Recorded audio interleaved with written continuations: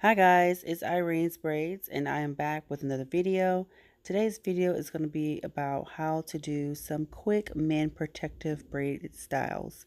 And in this braided style, we'll just be doing some larger box braids. So I'm going to start off by using some shiny gem to help me perfect my parting. And of course I have my Irene'S Braids Precision Parting Comb. And by selecting the link in the description box below, will guide you to how to purchase your comb from my website. So I hope that you guys find my website well. All right, you guys, so I'm sitting here parting out her parts. For my first row, I like to do 3 braids, and I'm doing 3 braids for the bottom row because we are doing much larger braids, and to have a consistent look, I went for more so of 3 braids. Now, you can put 4, but she wanted her parting to be a little bit bigger because she wanted the braid to pretty much be much easier for her to take down when she takes her hair out. Usually we do triangular part box braids, and we normally do them much smaller than what you see here today, but it's been difficult for her to take them down, so we are going for less braids this time. Now, here's the key. I like to use a little bit of edge wax to help me braid down on my client's hair, and the reason being is because of her hair texture. With her hair texture, it's much more softer and it will pretty much unravel. So I like to use the wax to just help me keep it tacky as I braid it down and just kind of keep the hair together.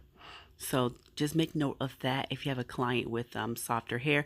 And even if you don't have a client with softer hair, the wax actually does keep the braid intact. So just try it and see how you like it. The shiny gem is more so for parting. So you want to use that shiny gem for parting. Now, if you want to go for more of, I would say, more braids in your head, then you want to have more sections, meaning that you don't want your braids or your parts to be as big as what you see here. Okay, so if your client wants more braids, then you want to make smaller partings and sections. We are going for less braids and bigger parts. So you're going to see bigger parts, less braids. Okay, and so keep that in mind when you are doing your client's hair. Okay, you guys, so pretty much we're going to just continue watching me part out her sections and use the products to help perfect the braids. All right, let's continue watching.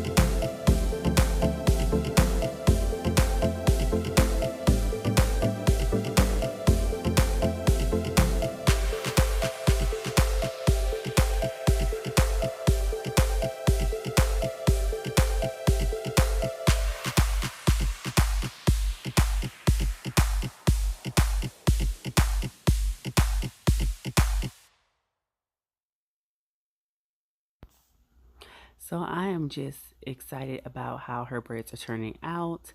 I am very pleased with how clean the parts are and how sharp and precise everything looks. You know, you guys, one thing about braiding hair, parts and precision is key. And if you don't have that, you definitely will not, you won't succeed in this business if you don't have that. You have to have clean parts. Clean parts are major, and you have to have precision with your braiding. You have to do that. And in order to do that, of course, you have to have great combs, good products, and you need to also keep practicing on precision. That's the only way you'll get better. Um, and I can do this being an overhand braider and an underhand braider. It doesn't matter which way I braid my client's hair. And either way I do it, I succeed at both. So definitely work on, doing your best when you're parting out your client's hair and perfecting their braids. So pretty much I'm already halfway done with her head. Simple, quick, and easy. And if you guys actually pay attention to my parting and how I part out my sections, I'm trying to make sure that when I do part, that I'm parting away and over from the part that's underneath the braid, if that makes sense. Some people call it break layered parting, but I necessarily wouldn't say that about my parting, only because they're not shaped like brick layered parting. But if you want to keep that method in mind, that's more so what I'm talking about when I say how to offset your parts. And the reason why you want to offset your parts is because you don't want your parts or your braids to be on top of one another. You want them to lay in between one another versus on top.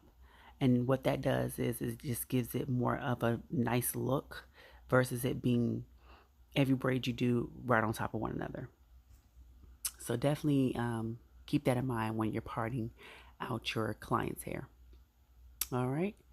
So let's continue watching. I'm going to just pretty much finish off her braids, and then she keeps her edges shaved off to the side right there.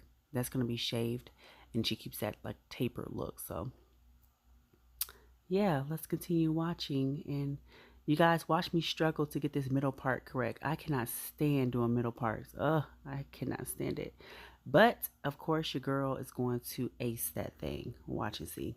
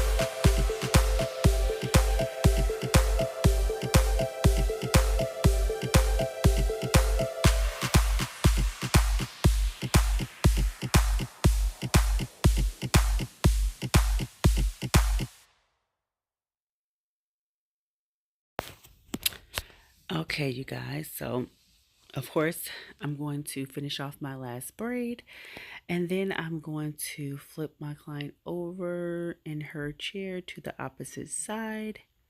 Well, I wouldn't want to say turn. Let's say turn. I'm going to turn the chair to the opposite side, and I am going to pretty much mirror those partings so that way they are the same on each side. And once you twin those partings, you have a nice outcome pretty much. So let's go ahead and continue watching me finish off her braids. And yeah, we got ourselves a nice protective style here. All right, let's continue watching.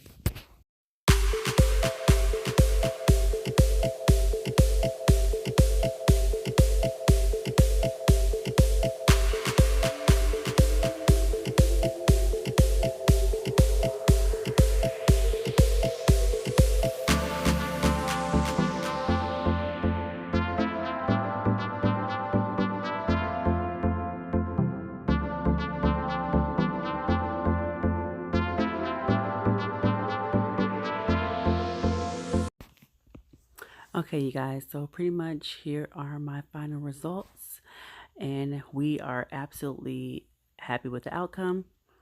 I enjoy doing Michelle's hair. Michelle is also a great videographer, guys. You guys, and she does photography as well. One of the best here in Atlanta, Georgia. I will add her information in the description box below, so be sure to check her out. All right, you guys, I'll see you in my next video.